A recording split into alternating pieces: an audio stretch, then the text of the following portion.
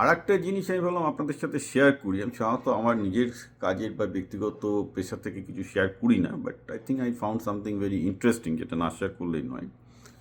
এই লাস্ট কয়েক সপ্তাহ ধরে আমার কাজই হচ্ছে সব স্টার্ট আপগুলোকে ফান্ডিংয়ের জন্য হেল্প করা।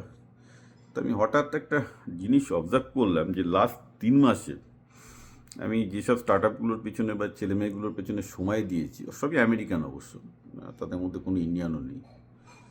তো আমি খুব অবাক হলাম যে যে কেসগুলো, মানে যে দুটো কেসে আমি সাকসেস পেলাম, সে দুটোই ছিল আমার কাছে সবচেয়ে হোপলেস কেস।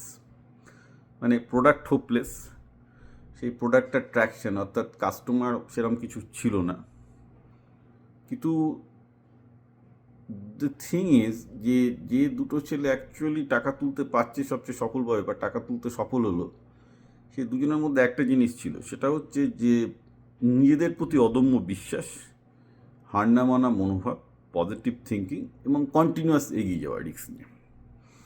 যেমন একটি ছেলে একটি সফটওয়্যার প্রোডাক্ট নিয়ে আমার কাছে এসেছিল, তো মানে সেটা আমি তো অ্যানালিসিস করে বললাম, বাবা তোমার তো এ তো মানে খুব খারাপ অবস্থায়, তো মনে হয় না খুব একটা তোমাকে কেউ ফান্ডিং দেবে বলে। কিন্তু আমার কিছু যেহেতু ফান্ডিং অভিজ্ঞতা আছে, তাকে আমি বলে দিলাম যে তুমি এইভাবে ফান্ডিং পেতে পারো, এইগুলো চেষ্টা করো আর এই জিনিসগুলো করো। সে তো আমার পেছনে লেগে থাকলো।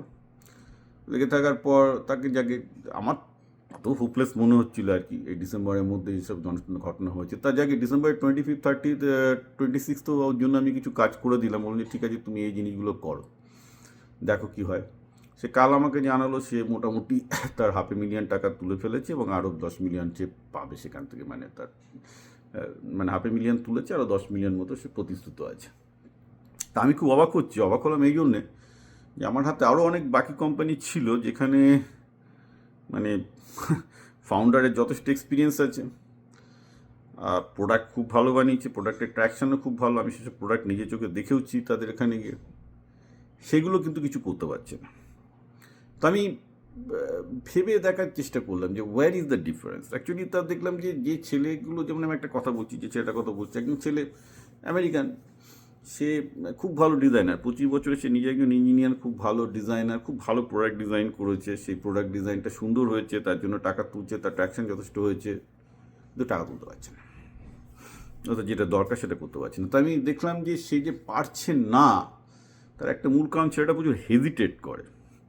অর্থাৎ এই ছেলেটাকে বলে দিলাম, সে গাদ গাদ গাদ গাদ করে রেল লাইন গাড়ির মধ্যে এগিয়ে গেল, প্রত্যেকটা দরজায় নাড়ার চেষ্টা করলো। এই ছেলেটাকে একটা জিনিস বললে, হয়তো আমি একটা অ্যানালিস করে বলে দিলাম, সে 10বার চিন্তা করছে এটা করব, ওটা করব কি না, এটা করলে ভালো হয় কি না, মানে খুব সাবধানী আর কি।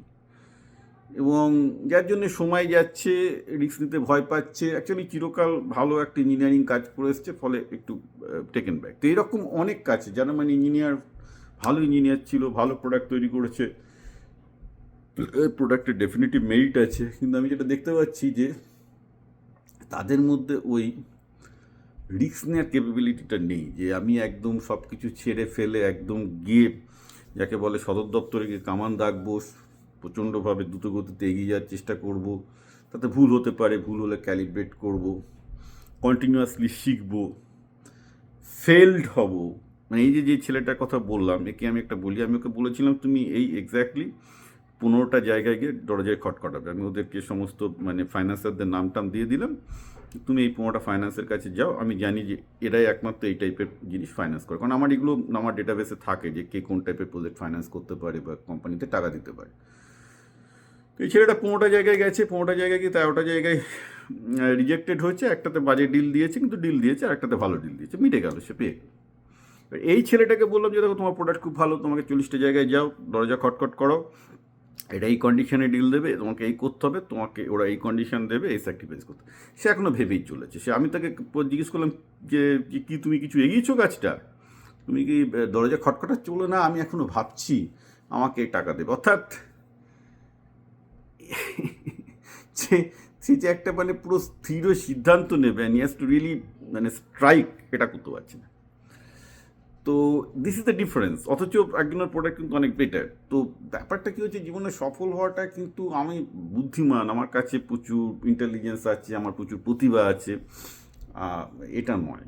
আসলটা হচ্ছে খুব অ্যাটিটিউড, এবং সেটা হচ্ছে এগিয়ে যাওয়ার অ্যাটিটিউড, রিস্ক নেওয়ার অ্যাটিটিউড, আর ফেইলিওর হওয়া, যে ব্যর্থ হওয়ার ভয়টা না পায়। ঠিক আছে, আমি 100 জনের কাছে যাব, 99 জন আমাকে তাড়িয়ে দেবে, বলবে না হবে না, না হবে না, মানে ঠিক আছে।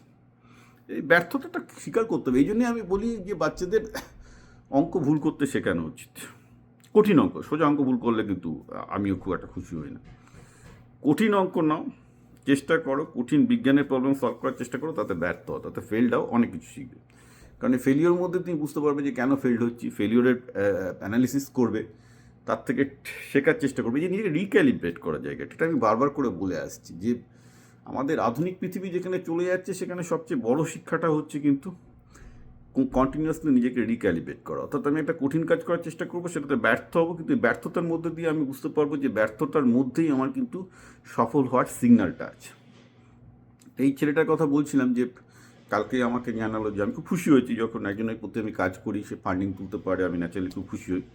তো সে আমাকে বলছে যে দেখুন আপনি বললেন, আমি তারপর গেলাম, আমাকে তো 3-4 জন প্রায় তাড়িয়ে দিল, বলে যে দেখ তোমার এই প্রজেক্টে টাকা ঢালে কিছু হবে না। তা আমি তাদেরকে বললাম যে কেন হবে না, তারা আমাকে বললো যে আমার এই নেই ওই নেই। কিন্তু আমি এটা থেকেই শিখছিলাম যে আমার কী নেই। যেই আমি বলছি যে তারা বলছে এই নেই ওই নেই, আমি তারপর প্রতিটা মুহূর্তে কিন্তু আমি সেগুলোকে আমার ডকুমেন্টেশনে ঠিক করছি। আমি বুঝতে পারছি আমার বিজনেস স্ট্র্যাটেজি চেঞ্জ করতে হবে, এটা লাগবে, করে আমি কিন্তু আলটিমেটলি সাকসেসফুল হয়েছি। তো this is exactly what the attitude is required. এখন এই অ্যাটিটিউডটা ছোটোবেলায় তো এখন তৈরি করার কোনো চান্স নেই। এখন যাচ্ছে ইতিহাস ভূগোলের মধ্যে কিছু সাজেশন পড়ছে, নোট মুখস্থ করছে, মাস্টারমশাই দিচ্ছে, নাম্বার পাচ্ছে। তো এর সাথে তো আলটিমেটলি পৃথিবীতে তো ভবিষ্যতে সবাইকে এটাই করতে হবে, ভুল থেকে শিক্ষা নিতে হবে। যে সফটওয়্যার ইঞ্জিনিয়ারিংয়ে যাক আর ডাক্তারিতেই যাক, যাই যাক না কেন, এখন ভুল থেকে শিক্ষা নিয়ে লোককে শিখতে হবে। এটা ব্যবসায়ী হলেও সত্যি, স্টার্ট আপ করলেও সত্যি, ডাক্তারি ক্ষেত্রেও সত্যি।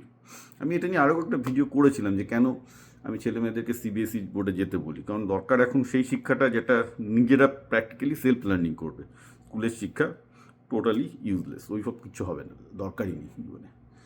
তো ন্যাচারালি এই ব্যাপারটা আমি শেয়ার করতে চাই সেই জন্য যে আলটিমেটলি কিন্তু মানুষের অ্যাটিটিউডটা হচ্ছে মেন জিনিস। আর এই অ্যাটিটিউডটা যদি ছোটোবেলা থেকে ওই মানে ব্যর্থতা থেকে ক্রমাগত ব্যর্থতা ব্যর্থ হতে শেখাটা না হয়, আপনার ছেলে মেয়ে সাকসেসফুল হওয়া কিন্তু মুশকিল আছে।